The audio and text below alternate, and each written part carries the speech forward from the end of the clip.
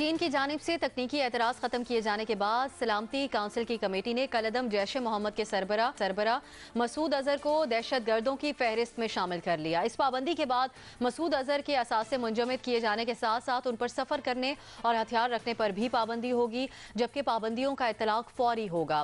दफ्तर खारजा की जानिब से इसकी तस्दीक भी कर दी गई है। ताहम उनका कहना यह है कि मसूद अजहर पर आलमी पाबंदियां सिर्फ जैश ए मोहम्मद से ताल्लुक की बुनियाद पर लगाई गई हैं और पाकिस्तान को मसूद अजहर का नाम मकबूजा कश्मीर की सूरत हाल के साथ जोड़ने पर एतराज था, जिसको मान लिया गया। डॉक्टर फैसल ने इसको पाकिस्तान की बड़ी सिफारती कामयाबी और भारत की नाकामी से ताबीर दिया। इसी पर गुफ्तगू करेंगे अपने पैनल से। सवाल इस तरह से है, अक़वाम मुत्तहिदा की जानिब से आलमी दहशत गर्दों की फहरिस्त में शामिल पुलवामा हमले से बरी ज़िम्मा ये पाकिस्तान की सिफारती कामयाबी है। दफ्तर खारजा, क्या दफ्तर खारजा का ये मौक़िफ़ दुरुस्त है आपके ख्याल में? सबसे पहले हम बाबर सत्तार साहब की तरफ जाएंगे। बाबर साहब, क्या समझते हैं आप? जी, इस लिहाज से दुरुस्त है कि इससे बहुत ज़्यादा बुरा भी हो सकता था। ये कहना कि वो बरी ज़ुमा है, ये मेरा नहीं ख्याल कि फैक्चुअली बात ठीक है। एक रेफरेंस था उनके नाम के साथ कि इस वजह से इन्हें ग्लोबल टेरर लिस्ट में डाला जाए, उस रेफरेंस को निकाल दिया गया है। लेकिन बहरहाल हमें अपने आप से ये सवाल ज़रूर पूछना है। तो थोड़ी सी हमें फेस सेविंग मिली है, लेकिन हमें अपने आप से ये सवाल ज़रूर पूछना है कि ये शख्स, हम अपोज करते रहे कि इन्हें लिस्ट में ना डाला जाए, अब इन्हें टेरर लिस्ट में डाल दिया गया है। तो ये क्या ऐसा टेररिज्म कर रहे थे? ज़ाहिर है पाकिस्तानी शहरी हैं, यहाँ पे तकरीरें करते हैं, चलते फिरते हैं, तो ये क्या ऐसा काम कर रहे थे जिसकी वजह से इन्हें टेरर लिस्ट पर डाला गया?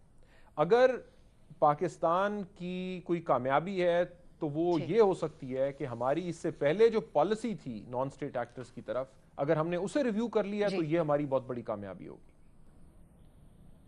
ठीक, भट्टी साहब, आप क्या समझते हैं? देखिए, जो बताया गया है वो ये है कि पाकिस्तान ने चीन की मदद से तरीके आज़ादी कश्मीर से मसूद अजहर साहब को जोड़ने और पुलवामा हमले से जोड़ने में वो भारत नाकाम रहा है। और ये एक मर्तबा फिर भारत की नाकामी है कि वो ना कोई सबूत दे सका पुलवामा के, ना कुछ, और वो जो कुछ 7वां 8वां ड्रामा हुआ।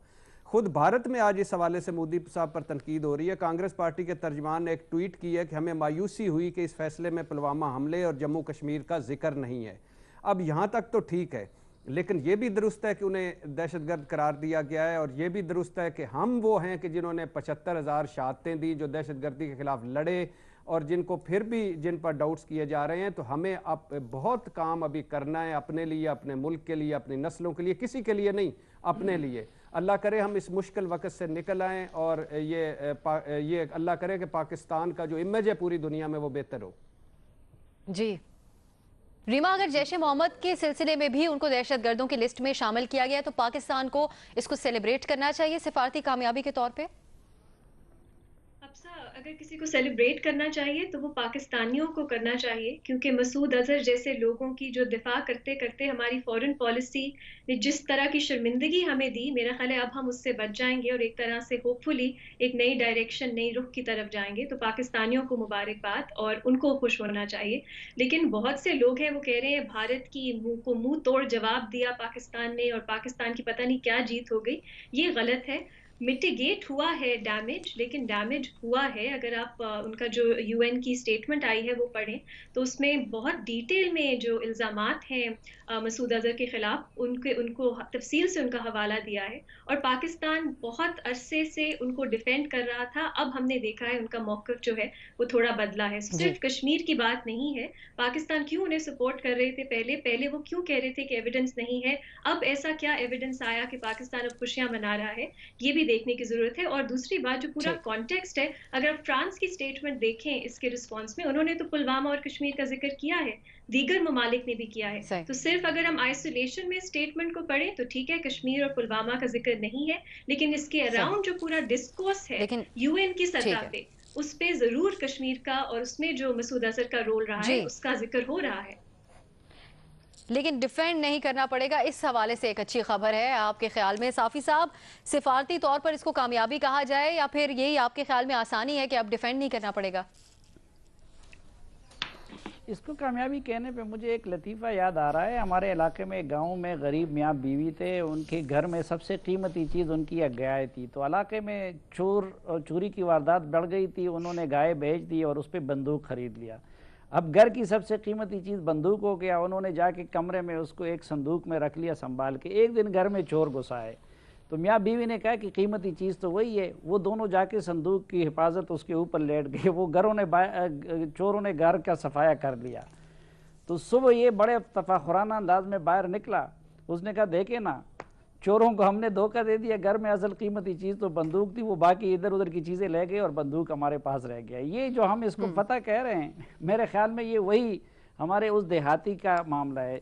भाई, आपके एक पाकिस्तानी शहरी को, जिसको कल तक आप आलमी सतह पे और यूएन में डिफेंड कर रहे थे और आपका ये कहना था कि वो टेररिस्ट नहीं है, उसको टेररिस्ट डिक्लेयर कर लिया गया। मुल्क की बदनामी कितनी है। तो अगर इसको आप कामयाबी कहें तो फिर ठीक है। ये तो सिर्फ इस तरह है। अब भट्टी साहब नाराज न हो कि मैं कहूँ कि जी भट्टी साहब पे मैंने कुछ इल्ज़ामात लगाए हो कि ये रिपोर्ट कार्ड में ये करता है, ये करता है, ये करता है। 4 इल्ज़ामात मैंने लगाए हों और मैंने आपसे रिक्वेस्ट की कि जी इनको रिपोर्ट कार्ड से निकाल दे। अगले दिन आप मुझे कहे कि नहीं, ये एक रीज़न इससे वापस ले ले, लेकिन भट्टी साहब को निकाल देंगे। और भट्टी साहब कहें कि जी मेरी तो कामयाबी हो गई, मुझसे एक इल्ज़ाम वापस ले लिया गया। तो ये पाकिस्तान का यही मौक़िफ़ है। ठीक, भट्टी साहब पे रख के आपका लतीफ़ा भी आ गया सामने। न्यायी साहब, आपके ख्याल में फिर दफ्तर खारजा को ये बात कहनी चाहिए थी, हो या हुआ जो भी, लेकिन दफ्तर खारजा को इस तरह से आके ये बयान देना चाहिए था? दफ्तर खारजा ने मेरा ख्याल है बहुत लव और बिल्कुल भोंडी और एक मजाहिया बात की है। जब वो बात कर रहे थे इत्तफाक से मैं सुन रहा था, तो मैं तो उस पर रियली उस वक्त मुझे उस पर हंसी आ रही थी। देखिए, 2 बातें ज़हन में रखें कि मैं उन लोगों में से हूँ जो महमूद अजहर को बिल्कुल बेगुनाह समझता हूँ, क्योंकि हमारी रियासत उसको बेगुनाह समझती है। मेरी रियासत जब मुझे कहती है कि बंदा कसूरवार नहीं है तो मैं उसे कसूरवार समझता हूँ। जहाँ तक ये है कि जी हम चूंकि इंडिया ये कह रहे हो टेररिस्ट है तो मैं उसे टेररिस्ट मानूँ, तो मैं नहीं मानूंगा। ये मैं इस लिहाज से बड़ा क्लियर हूँ और मुझे इसमें कोई किसी से कन्फ्यूजन नहीं है कि किसी तरीके से हम कहें कि ये बड़े गंदे लोग हैं, इसको ये कर दो, खुशियाँ मनाइए पाकिस्तान के। ये हमारे लिए शर्म की बात है कि एक बेगुनाह आदमी जो है उसको टेररिस्ट करार दे दिया गया, पहली बात।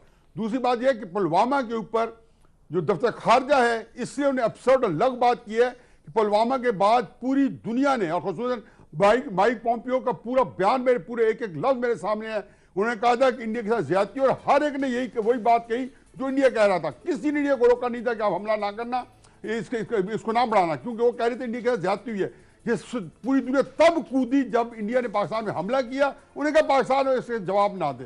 तो इसलिए इंडिया इस लिहाज से, सफारती लिहाज से हमें आइसोलेट कर चुका है। हमें ईरान के साथ हमारा झगड़ा, अफगानिस्तान के साथ हमारा झगड़ा, हिंदुस्तान के साथ हमारा झगड़ा, तो पाकिस्तान एक घिरा हुआ खतरात में, और इसमें इससे ज्यादा नाकाम खारजा पॉलिसी नहीं हो सकती। पॉइंट सामने आ गया, नहीं कहा आपने। काश हमारे पास ज्यादा वक्त होता।